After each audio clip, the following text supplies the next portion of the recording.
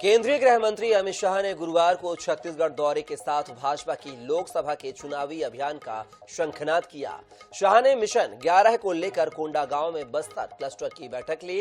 उन्होंने बस्तर, कांकेर, महासमुंद लोकसभा सीट पर जीत के लिए चुनावी रणनीति तैयार की है।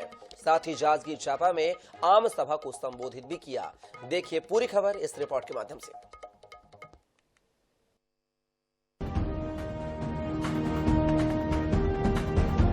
लोकसभा चुनाव की तैयारी के लिए पहुंचे केंद्रीय गृह मंत्री अमित शाह ने केंद्र की योजनाओं और छत्तीसगढ़ में मोदी गारंटी के प्रचार के लिए कार्यक्रम चलाए जाने के निर्देश दिए।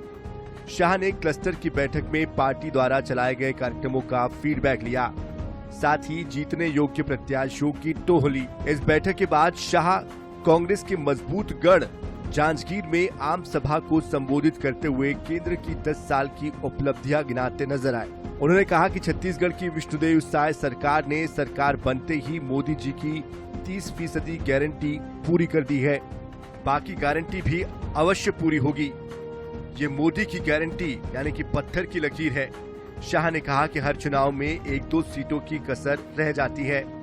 इस बार छत्तीसगढ़ सभी 11 सीटें जीतने की गारंटी दे।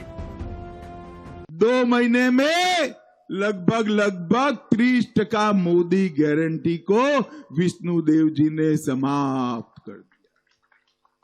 चाहे धान का बोनस देना हो, चाहे अगले महीने महतारियों को प्रणाम करने के लिए हर महीना 1000 रुपया भेजना हो, हर वादे को विष्णुदेव साय जी की सरकार पूरा करने के लिए वचनबद्ध है। और मैं आज आपको विश्वास दिलाकर जाता हूं, जो वादा मोदी जी ने किया है वो पत्थर पर की लकीर है। मोदी गारंटी, हर मोदी गारंटी पूरी होगी। छत्तीसगढ़ में एक बार 1 कम कर दिए, एक बार 2 कम कर दिए। इस बार सभी 11 की 11 सीटें भारतीय जनता पार्टी को दोगे क्या? और 11 की 11 सीटों के लिए भाजपा को आशीर्वाद दीजिए। शाह के दौरे पर विपक्ष ने ये कहा कि भाजपा की सरकार से युवा, महिलाएं, किसान दुखी है। पीएससी को लेकर बड़ी बड़ी बातें इनके द्वारा कही गई, लेकिन पीएससी परीक्षा में बहुत सारी गड़बड़ियां सामने आ रही है। कांग्रेस ने उम्मीद जताई कि लोकसभा चुनाव में कांग्रेस बेहतर प्रदर्शन करेगी। पीएससी के मामले में ये लोग बड़ी बड़ी बातें करते थे, लेकिन पीएससी जो अभी हुआ है इनके कार्यकाल में, उसमें भी बहुत सारी गड़बड़ियां सामने आ रही है।